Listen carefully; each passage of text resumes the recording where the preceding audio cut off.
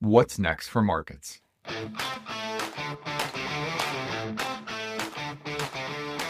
I'm Michael Kantrowitz, Chief Investment Strategist at Piper Sandler, where I lead the portfolio strategy team, recently ranked #1 on Wall Street in the 2024 All-America Institutional Investor Research Survey.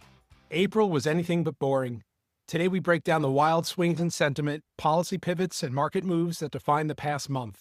From tariff talk and Trump tweets to Fed signals and market volatility, we'll explore why the market snapped back and what could shift it next. I'm joined by Stephen Gregory, Head of Quantitative Research at Piper Sandler, as we unpack what's driving the market and what investors should watch now. Hello, Michael. What a wild month April was for markets. One day you'll go on Bloomberg or FactSet, and when you go to a long history, they switch it from a daily to a weekly and then to a monthly. You will not even see this move. Absolutely. I was looking at the monthly price chart of the S&P, and I don't know what the heck everyone's talking about. Full disclosure, I typically do look at line charts. Perhaps I should start looking at candle charts. Then you'll see it. Then you will see it for sure. It's been unbelievable. So one of the things you were talking about this week with clients and the week before was this pendulum of policy shifts and how we're swinging back and forth. Can you talk a little bit about that? Yeah, I think we've had a pretty good framework on behaviorally understanding what was going to move the market lower or what could cause a reprieve in the market. We did a podcast at the beginning of April and we talked about what would cause the market or when will the market bottom. And it was a bit of a tangent off of the podcast we had done a few weeks earlier talking about what makes markets go down. And one of the conclusions from that was what makes markets go down is oftentimes the same thing that makes markets go up. And so in the last 4 weeks, we've had mostly incremental positive news, and I say news more so than actions, on the tariff backdrop. And when we stand back and look at the market in February and in March, what was it that single-handedly brought it down? It was the fear around proposed and then eventual announced tariffs. And that fear has been heavily reduced, just looking at the markets today, just from some incremental communication and messaging from President Trump, Treasury Secretary Bessent, and team. And we're back to where we were, actually slightly above where the market started falling sharply from Liberation Day. And not a whole lot's changed. It's been more talk than action. The only thing that's really changed is that they've paused tariffs and left on these unilateral 10% tariffs on just about every country except China. But just if you look back, the intraday market moves and the PM hours, futures, I don't know if we'll do this, but it could be a fun exercise looking at what percentage of the recovery in markets took place in the 60 minutes following statements from Trump and the administration. I would venture to guess that it was the majority of it.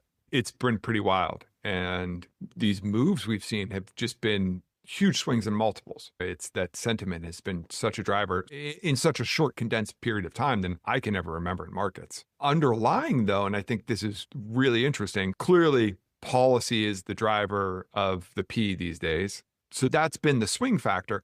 But underlying, the trends we've seen in terms of earnings bifurcation, and it's been a mixed backdrop economically and in turn with earnings, has still been playing out. So on the way down, to think about it and talk about it in the size and S&P size and style boxes, the group that fell the least, the group that rose the most was large cap growth. And they've actually been where the stronger earnings are. Fundamentals are still mattering. It's just been the marginal alpha from a basket perspective, because like you said, we've seen small cap earnings estimates, companies that are much more sensitive to fear and the economy, estimates have fallen more quickly over the last month. Yeah. So it's a kind of you have your shorter term cycle being driven by that sentiment swing, which we're now at the more optimistic end of the pendulum, especially when you talk about tariffs in that news. But that's not the only policy agenda items out there. What are some of the other things that could swing that pendulum that you're keeping an eye on? Yeah, I think that's to complement the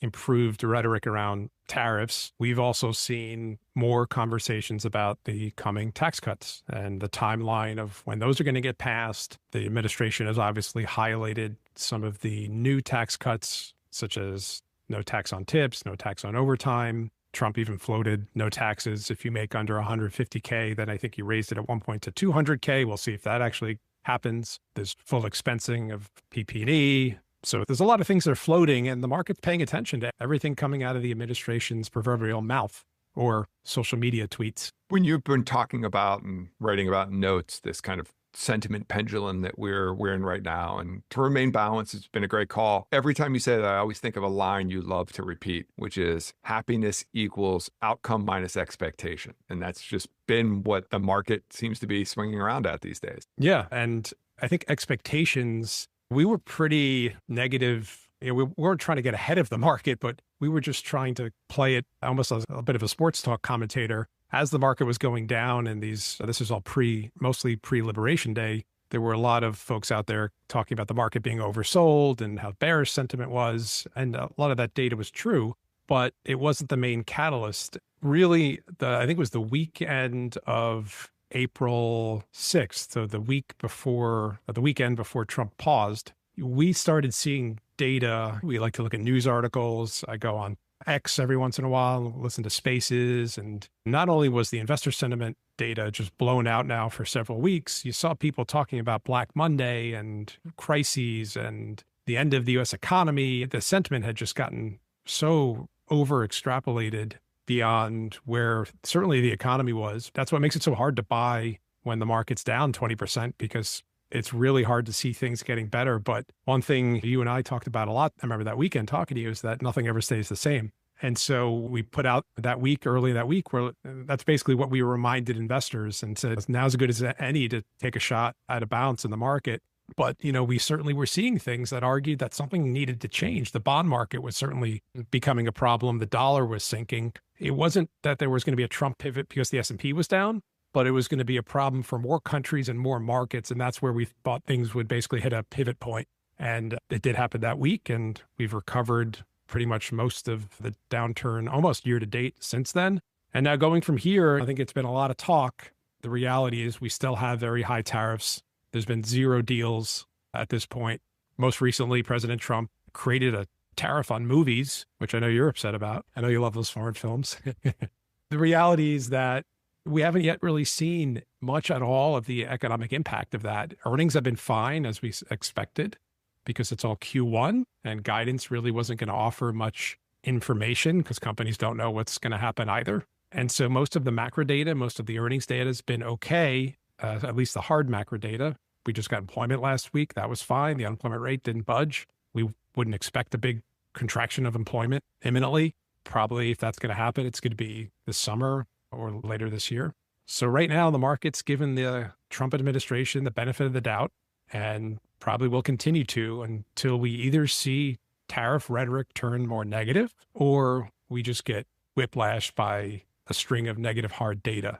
Where do you see the Fed? That's such an important part, rates, in your hope framework that is kickstarts the housing and all of these things, and small caps and so many parts of the market have been so dependent on that. And that is part of the administration's plan. They do want to see rates lower. What are you going to be looking for? And what are you thinking right now in the rate picture? Yeah, up until Friday, we had a pretty decent rally, had seen a decent rally in the bond market. Even on the long end, the 10-year got down to about 412, 413. And then we got the payrolls report and we saw a violent sell-off across the curve. So I think the most important data for the Fed and for the bond market, broadly speaking, is employment. When we think about inflation data, you've seen this week the prices paid data for both manufacturing and services shot up to pretty high levels in the high 60s for both of those.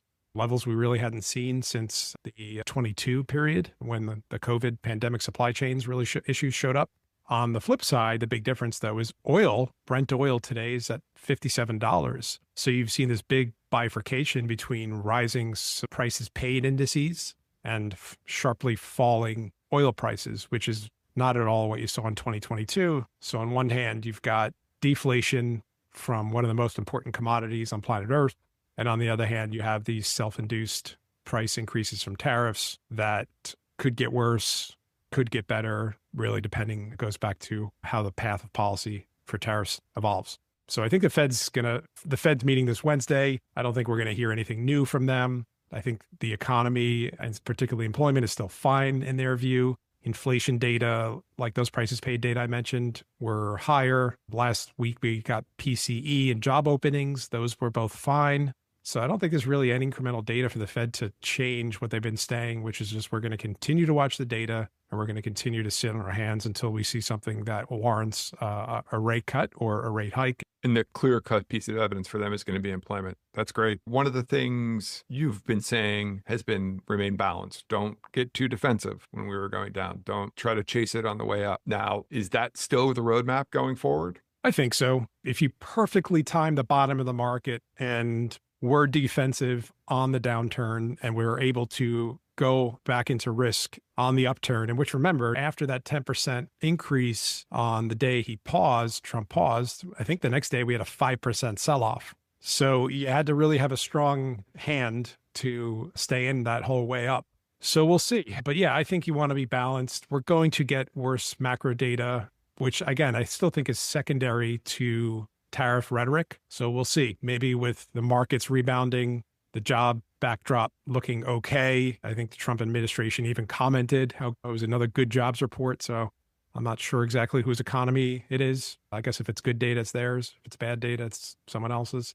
We'll see. But I think it's going to be a period of uncertainty that's going to last for some time. We're going to have high tariffs coming out of this.